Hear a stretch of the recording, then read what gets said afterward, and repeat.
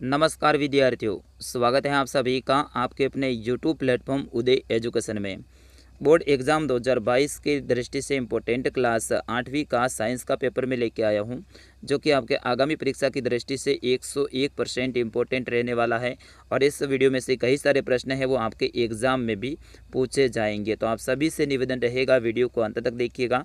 Video को अभी तक आपने लाइक नहीं किया है तो साथियों वीडियो को लाइक कर दीजिएगा, ये बिल्कुल फ्री है।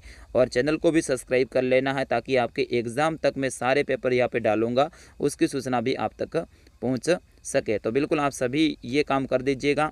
अपना नाम वीडियो के कमेंट बॉक्स में ज़रूर लिखिएगा और अपने ज़िले का नाम भी ज़रूर लिखिएगा।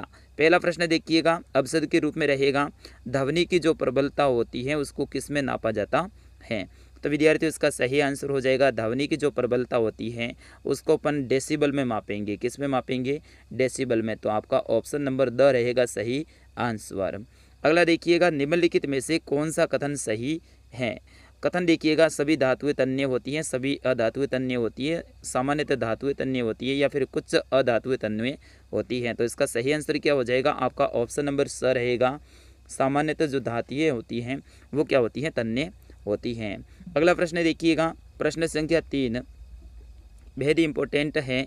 एक टेडपोल जिस प्रक्रम द्वारा वयस्क में विकसित होता है वह है।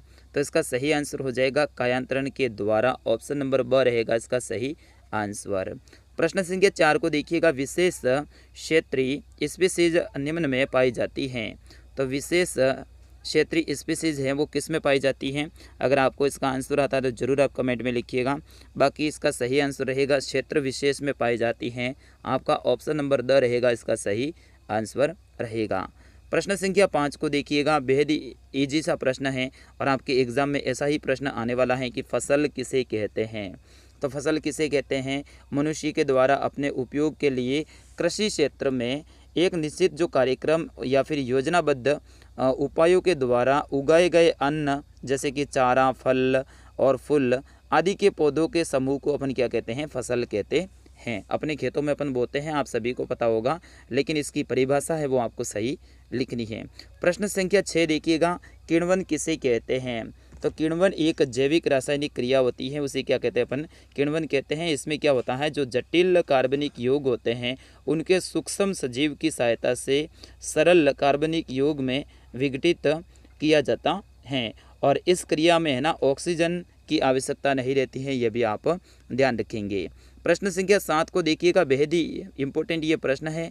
आप यहाँ पे आगे मोस्ट भी लगा दीजिएगा क्योंकि ऐसे ही प्रश्न आपके पेपर में छपने वाले हैं। पेट्रो रसायन किसे कहते हैं? तो बिल्कुल पेट्रो रसायन किसे कहते हैं? ये विभिन्न जो रासायनिक यौगिक होते हैं उसका एक मरु रूप होता है। इसमें हाइड्रोकार्बन से प्राप्त होते हैं और ये कच्चे तेल और प्राकृतिक गैस में वृत्ति उत्पन्न होते हैं। तो ये हो जाएगा पेट्रो रसायन। अगला प्रश्न देखिएगा, बेहद ही इंपॉर्टेंट प्रश्न है। उससे पहले ये जो मैंने लिखा है इसको मिटा देता हूँ। देखिएगा अगला प्रश्न, जीवाश्म ईंधन किसे कहते हैं? जीवाश्म ईंधन किसे कहते हैं? तो आप सभी को पता होगा, जीवाश्म ईंधन एक प्रकार का ऐसा ईंधन होता है जिसमें कई वर्षों पहले से बना होता है ये, और ये एक प्राकृतिक ईंधन है। ये लगभग आज से 65 करोड़ वर्ष पहले जीवों के जल कर और उच्च तापमान के कारण ज़मीन के अंदर दब गए थे और फिर उसके बाद में है वो पेट्रोल, डीजल और घास तेल यानी केरोसिन वगैरह में बदल गए। तो इसे क्या कहते हैं? जीवाश्म ईंधन कहते हैं। अगला प्रश्न देखिएगा, बेहद ही इंपॉर्टेंट प्रश्न है कि घर्षण को कम करने के लिए मशीनों में किसका उपयोग किया जाता है। तो घर्षण को कम करने के लिए मशीनों में है वो विद्यार्थियों किसका उपयोग किया जाता है? आप ध्यान रखना है, मशीनों में किया जाता है बॉल बेयरिंग, ठीक है ना, बॉल बेयरिंग का उपयोग किया जाता है। तो इस तरह से आप इसका आंसर लिखिएगा और सारे प्रश्नों के आंसर भी मैं बता रहा हूँ, छोटे छोटे प्रश्नों के, अब बड़ों के आंसर मैं नहीं बताऊंगा। अगला प्रश्न देखिएगा, प्रश्न संख्या 10 है, आवर्तकाल किसे कहते हैं? बिल्कुल बताइएगा, आवर्तकाल किसे कहते हैं? तो एक कंपन को पूरा करने में जितना समय लगता है उसे क्या कहते हैं? आवर्तकाल कहते हैं। आवर्तकाल का सूत्र क्या है आपको पता है? आवर्तकाल का सूत्र है वो क्या है? एक या फिर आवर्त, जिसको अपन क्या लिखेंगे? टी बराबर 1F।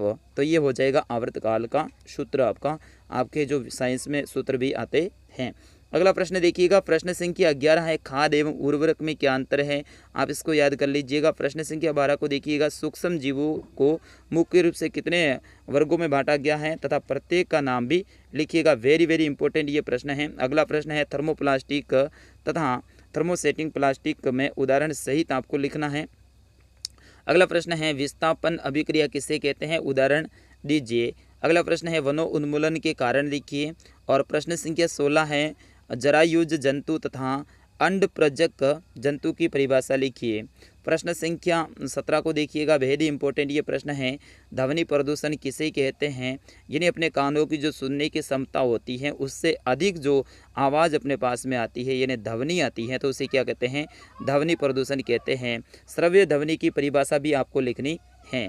अगला प्रश्न देखिएगा, प्रश्न संख्या 18, उन अव्यवस्थाओं की व्याख्या कीजिए जिससे अम्ल वर्षा होती है, यानी आपको ऐसे अव्यवस्थाओं की व्याख्या करनी है जिससे क्या होती है, अम्ल वर्षा होती है। अम्ल वर्षा आपको पता है ना, यहाँ से जो धुआं वगैरह जाता है वो ऊपर जाके फिर बारिश के रूप में नीचे गिरता है तो वो होती है अम्ल वर्षा।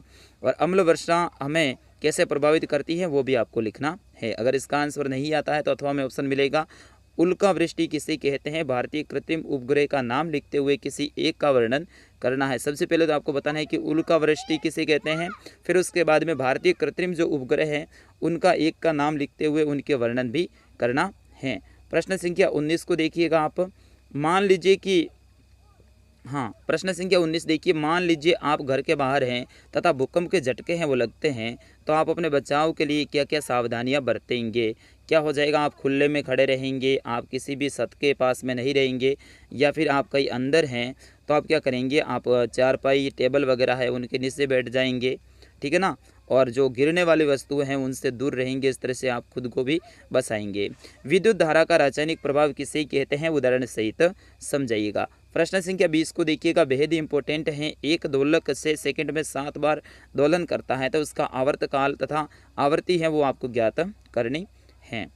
अगला प्रश्न देखिएगा, बेहद ही इंपॉर्टेंट ये प्रश्न है, स्टार लगा दीजिएगा विद्यार्थियों, ऐसा ही प्रश्न आपके एग्जाम में भी आने वाला है। प्रश्न क्या है, अलैंगिक जनन किसे कहते हैं तथा हाइड्रा में मुकुलन को सचित्र समझाइए। सबसे पहले तो आपको अलैंगिक जनन की परिभाषा लिखनी है, फिर उसके बाद में हाइड्रा में जो मुकुलन है उसकी क्या करना है, चित्र सहित व्याख्या करनी है। अगला प्रश्न देखिएगा, रेड डाटा पुस्तक क्या है, मैंने पिछले पेपर में भी इस प्रश्न को लिया था क्योंकि ये बेहद ही इंपॉर्टेंट प्रश्न है। तथा जैवमंडल आरक्षित क्षेत्र किसे कहते हैं, या फिर इसका आंसर नहीं आता अथवा में आपको ऑप्शन मिल जाएगा, सीएनजी तथा एलपीजी का पूरा नाम लिखते हुए वर्णन कीजिए, इसे आदर्श ईंधन क्यों कहते हैं। आपको बताना है सीएनजी और एलपीजी है इसको आदर्श ईंधन क्यों कहते हैं। वेरी वेरी इंपॉर्टेंट ये प्रश्न है, स्टार लगा दीजिएगा।